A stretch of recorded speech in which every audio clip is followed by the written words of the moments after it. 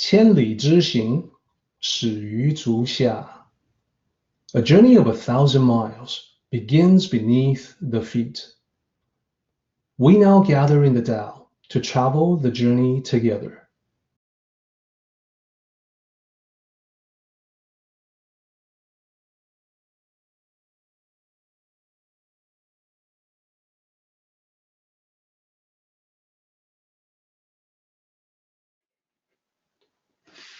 Once upon a time, in ancient China, there was a man who built a great fortune for himself and his family.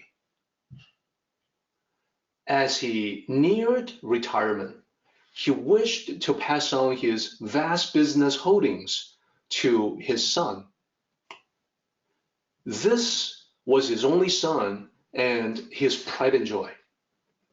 His greatest wish was to make sure his son would be ready and well trained to take on leadership responsibilities of the family business. And if possible, to make the family business even greater. In order to do that, he decided to send his son away for several years. The idea was that his son would travel around the world. He would travel abroad under an assumed identity, see the world, learn from the world, learn from his experience as part of his training to be ready. So the son went away and did exactly that, travel incognito for several years, learning from his experience. And at the agreed upon time, many years later, at long last, the son was done with his travels and had come home. To celebrate, the old man and his son went to their favorite restaurant to order their favorite meal.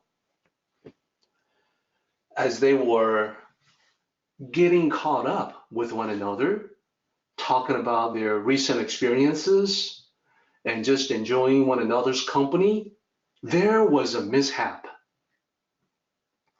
Their servant at the restaurant was new in the job and rather nervous. When he brought out a particular dish, he lost his balance for a moment and spilled a bit of food on the old man's clothes. So the sauce from the dish had gotten on the robes that the old man wore, and this happened to be his favorite robes that he wore for this special occasion. To say that he was displeased would be an understatement. The old man jumped up. His face clouded over with anger. He was about to give the servant a severe scolding when his son stepped in. The son stepped in between the old man and the servant, and with a smile, he said to the servant, We're all right. Everything is fine. The servant was afraid and also apologetic, and he said, I will get something to clean up. So the old man was puzzled by this. As a powerful businessman, he expected competent service, and he felt that this lapse, this mistake was far from acceptable. But he looked at his son, he caught his son's eyes and saw that his son had more to say about the matter. So he let it go at that. He let it go for the time being. They finished their meal together and then they returned home.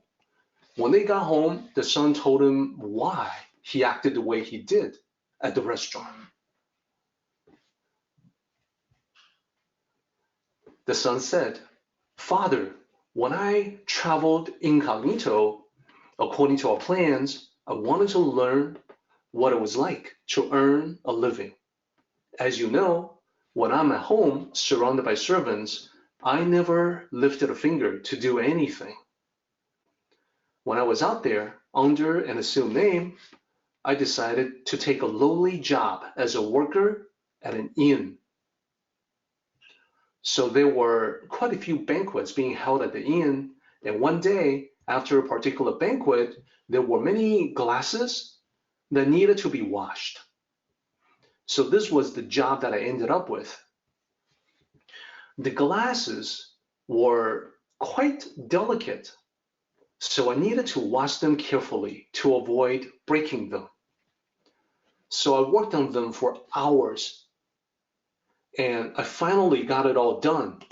I can say that up to that time in my life, this was the most intensive manual labor that I had ever tackled. I must have been extremely tired because when I turned around, I stumbled against the table that all the glassware was on. Before I knew it, the stacks of glasses that I cleaned for hours, they all came tumbling down. They all broke upon hitting the floor into countless shards of glass. Father, in that moment, I felt that I was in hell. I felt even worse when the manager came, attracted by the noise, and saw the situation. What I did not expect was that the manager asked me, "Are you all right?" And then the manager said, "Let's clean it up together." To say that I was surprised would be an understatement.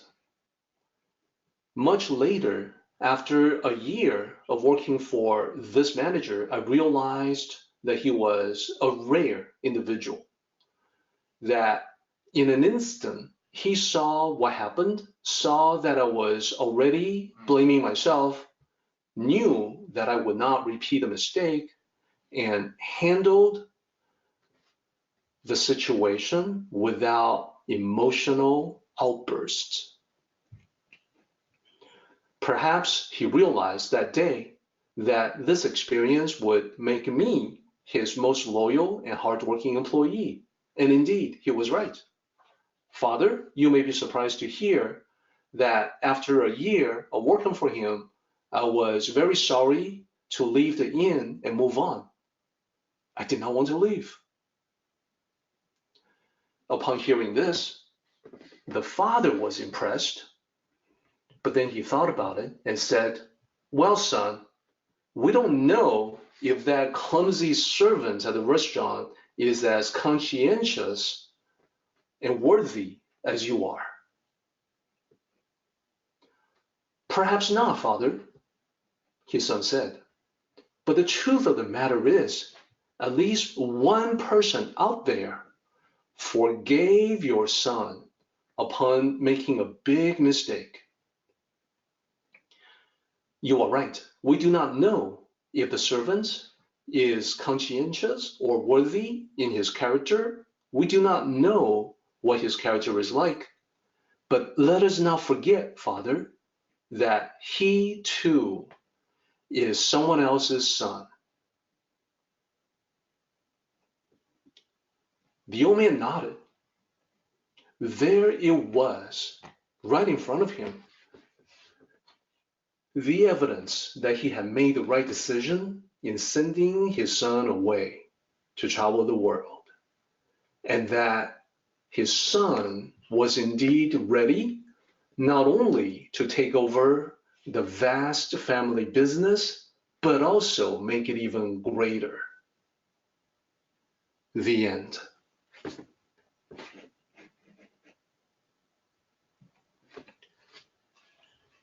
So,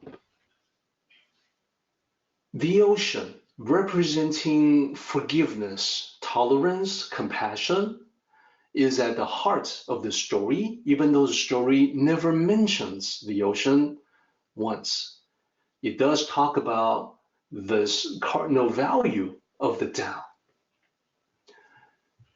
And what the story teaches is that when you want to lash out at someone, when you want to punish, to strike out, against someone, think about how you would feel if this person was family. This was someone that you know quite well. When that is the case, when you realize the connectedness that we all share in the Tao, I think you will have a harder time being unforgiving and a much easier time with forgiveness. Our meeting has come to an end, but the journey continues on. Let us travel safely. Until next time, may the Tao fill you with peace and happiness.